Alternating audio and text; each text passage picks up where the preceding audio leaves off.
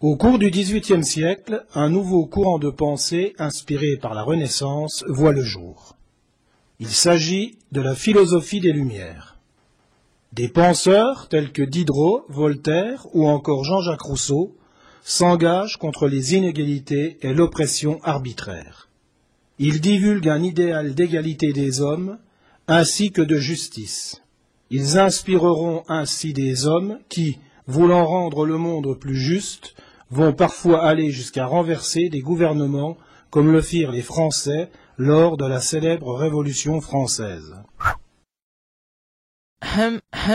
Oui, alors ça serait un peu trop simple si ce n'était que ça. Laissez-moi vous montrer quelques petites choses.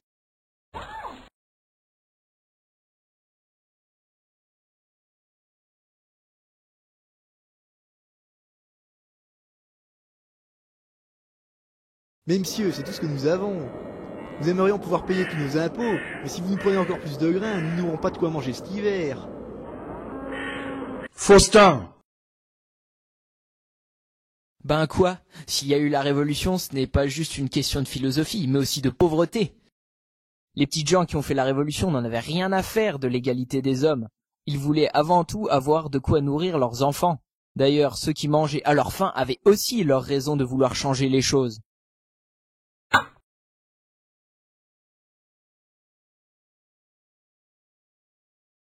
Les bourgeois...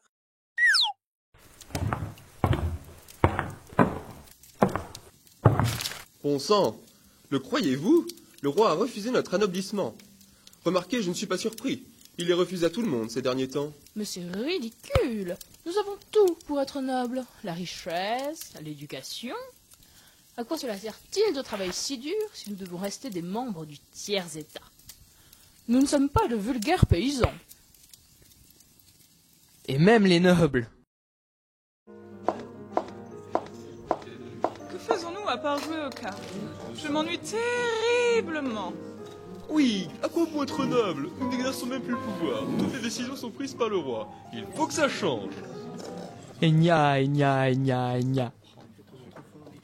La situation, malgré tout, aurait pu rester stable si l'État n'avait pas été lourdement endetté. Comme ça. Majesté, nous ne parvenons plus à rembourser les dettes de votre royaume. L'État ne gagne pas assez d'argent. Eh bien, nous devrions lever de nouveaux impôts pour avoir plus de rentrées d'argent. Majesté, je crains que cela ne s'avère difficile. Les paysans sont déjà à la limite de leurs possibilités. Si nous les taxons plus, la plupart ne pourront plus se nourrir. Cependant, je ne pense pas que vous puissiez me proposer une autre solution. Je convoquerai donc les États généraux. Pour lever de nouveaux impôts, le roi doit faire appel à une assemblée composée de représentants des 3 ordres de la société de l'époque. La noblesse, le clergé et le tiers-état. Bon, c'est bien joli, et ça peut sembler juste. Mais voilà, les votes se font par ordre. Le clergé a une voix, la noblesse une, et le tiers-état une. Autant vous dire que ces deux-là s'arrangent toujours entre eux pour que les impôts soient donnés au tiers-état.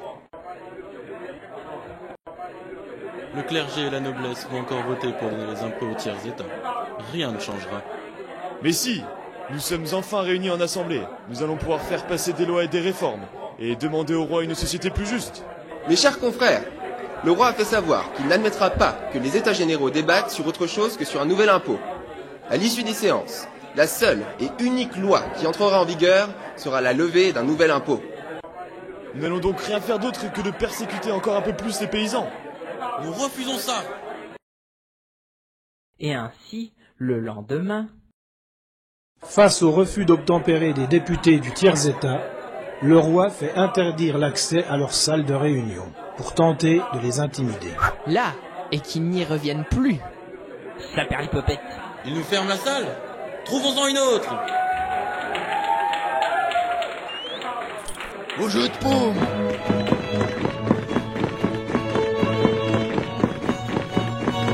Dans la salle du jeu de paume, les députés prêtent serment de donner une constitution à la France.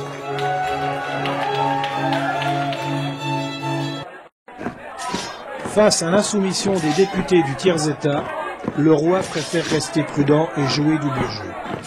Il prétend ne pas s'en préoccuper, mais il fait rassembler ses troupes autour de Paris. Tu parles, c'est pas de la prudence. Il est mort de trouille. Nos députés ont prêté serment de rendre la justice au petit peuple. Bientôt, grâce à eux, nous ne serons plus aussi pauvres. Enfin, ils veulent changer les choses. Que le roi ne s'avise surtout pas de les arrêter. D'ailleurs, as-tu remarqué? Il y a des soldats en dehors de Paris. Tu penses que nous sommes en danger? Parisiens! Une armée se rassemble autour de Paris. Nous laisserons-nous massacrer? Prenez les armes et défendez-vous! Dans la journée du 13 juillet, les Parisiens pillent les armeries ainsi que le dépôt militaire des invalides.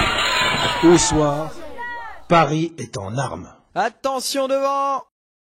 Le 14 juillet, les Parisiens marchent vers la Bastille qui renferme une quantité importante de munitions. Le marquis de Launay, gouverneur de la Bastille, s'est retranché avec ses soldats dans la partie centrale de la forteresse. Il est dans une position délicate, car il ne peut pas désobéir au roi, mais il veut également éviter tout bain de sang. Il promet aux Parisiens qu'il ne tirera pas le premier. C'était plutôt comme ça en fait.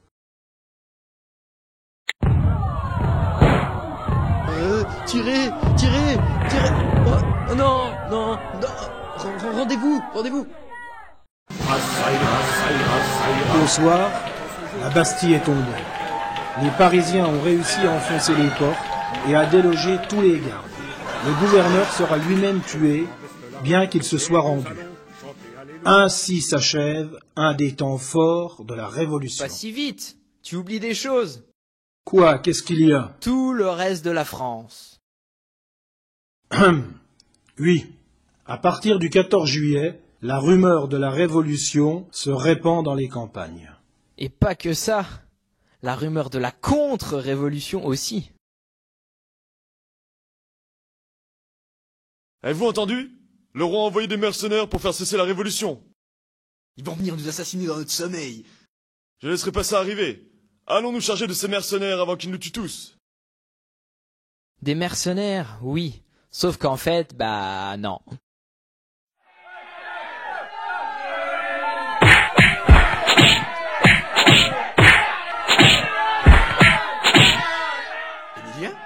Jeannot ? Les paysans s'attaquent entre eux, prenant les groupes des villages voisins pour des mercenaires. Dommage pour Émilien et Jeannot. Parce qu'en vérité, le roi n'en a rien à faire de ces paysans. Il est bien trop occupé à Paris. Le 4 août, une dépêche arrive à l'Assemblée, faisant état de la situation chaotique dans les campagnes. Oups, on les avait oubliés ceux-là. Aussitôt, les députés montent à la tribune pour prendre des mesures.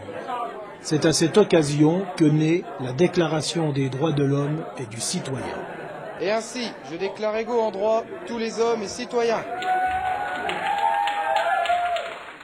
Alors là, nous nous méprenons. Revenons un peu en arrière. La campagne s'est révoltée. Mais c'est terrible. Nous devons les arrêter. Ils vont tous saccager. Ce sont des rustres sans éducation. Il nous faut une armée. Vous pensez à l'armée du roi, j'imagine. Cela ne vous semble pas contradictoire, alors que nous l'avons renversé? Et comme c'est vrai que ça le faisait pas trop, on a bien été obligé de choisir une autre solution. En effet, les députés choisiront plutôt de prendre en compte la révolte des campagnes et de créer le texte garantissant l'égalité à tous, la Déclaration des droits de l'homme. Pardon, il va falloir vous faire noter un petit détail.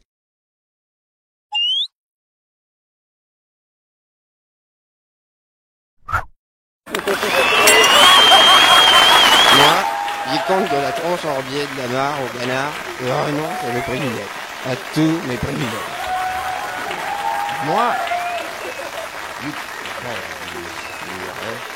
Maillot dit, nous devrions tous être égaux.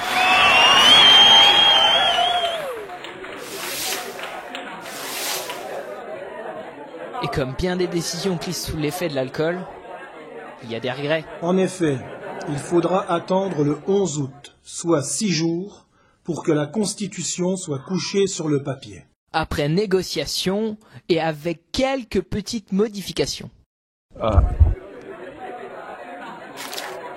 Nous renonçons donc à nos privilèges. Quoi ? Jean-François, on a vraiment écrit ça hier ? Je me rappelle de rien. On va reprendre. Par la présente, nous renonçons donc à certains avantages qui n'ont pas lieu d'être et qui sont contre l'égalité. Nous définirons les désavantages dans les prochains jours. Malgré cette gentille déclaration d'égalité, leur situation ne s'est pas tellement améliorée. Aussi, le matin du 5 octobre, un cortège de femmes, suivi d'une grande partie du peuple parisien, marche sur Versailles pour aller demander du pain sous les fenêtres du roi. Une petite délégation d'entre elles obtiendra une audience avec le roi, qui les recevra en toute sympathie, et acceptera de faire distribuer du pain au peuple parisien. Tu m'étonnes, c'est pas comme s'il avait la moitié de Paris sous ses fenêtres, prêt à le pendre par les pieds s'il avait dit non. Malgré la docilité du souverain, des révolutionnaires vont réussir à entrer dans le palais, et à pousser la famille royale à se barricader dans les appartements du roi. À l'assaut! Le peuple et l'Assemblée vont alors demander à Louis XVI de revenir habiter à Paris, ce qui est un symbole fort de la perte du pouvoir du roi. Tu m'étonnes qu'il est revenu. Revenez à Paris. Oui, j'ai toujours adoré Paris, de toute façon. C'était juste une petite escapade, vous voyez. Joli faux, au passage. Suite au retour du roi à Paris, un nouvel ordre social plus juste est établi. Bof. Comment ça, bof? Bof comme ça.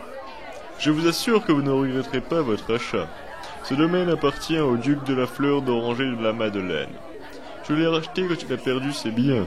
Je n'en doute pas. Mais dites-moi, j'ai entendu que vous comptiez vous présenter à l'Assemblée. Il va vous falloir payer un impôt pour vous présenter, si je ne m'abuse. Eh bien, vous imaginez, si on ne devait pas payer, n'importe qui pourrait être au pouvoir. Même cet homme là-bas. Il est vrai qu'il fallait à l'époque payer pour pouvoir se présenter et exercer le pouvoir. Le gouvernement était réservé à la bourgeoisie, qui avait fait bien attention à écarter le peuple du pouvoir.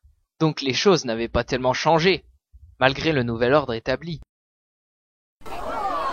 Cependant, la situation reste stable. Les choses vont basculer le 20 juin 1791 avec la fuite du roi.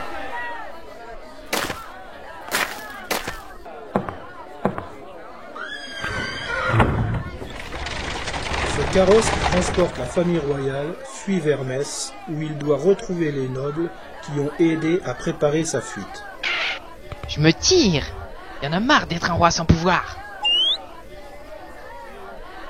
Mais ils n'iront jamais jusque Metz, et la faute en revient au roi.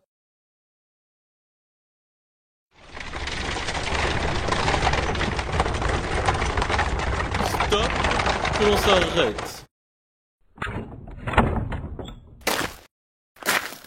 Oh, une prime verte. Retardant lui-même son escorte, il loupera son changement. De carrosse, hein, pas de train.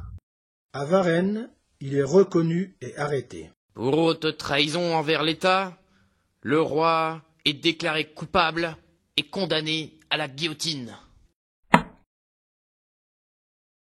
Condamné à une voix de majorité, celle de son cousin, le duc Louis comment déjà? Bref, Louis Truc d'Orléans.